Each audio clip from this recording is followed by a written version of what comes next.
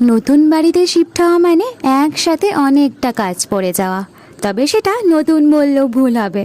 তোমাদের সাথে যেখান থেকে ভিডিও শেয়ার করা শুরু করেছি সেই বাড়িতেই আবার ফিরে এসেছি। কারণটা তোমাদের সাথে আগের দিনের পোস্টেই শেয়ার করেছিলাম। তবে এখানে এসে কি যে শান্তি লাগছে সেটা আর বলে বোঝাতে পারবো না। সকাল থেকে যা খাওয়া দাওয়া চলছে সেটাকে গৃহপ্রবেশের খাওয়া দাওয়া বললেও ভুল হবে না। ব্রেকফাস্টে ছিল ডাল পুরি আর ঘুগনি। তারপর লাঞ্চের জন্য জোম্যাটো থেকে অর্ডার করে দিয়েছিলাম জয়গুড়ি হোটেল থেকে ভেজ থালি, তাও আবার 3টে। ভেজ থালিতে ছিল গরম গরম ভাত, সাথে আলুর দম, ডাল, পাঁপড় ভাজা, আলু সেদ্ধ, পোস্ত দিয়ে আলু ভাজা, পটলের ঝোল, সাথে দই আর চাটনি। প্রত্যেকটা খাবারই কিন্তু অসাধারণ ছিল খেতে। কিছুদিন আগে একটা ভিডিওতে তোমাদের সাথে এই হোটেলের রিভিউ আর তার সাথে ঠিকানাটাও শেয়ার করেছিলাম, চাইলে সেটা তোমরা দেখতেই পারো।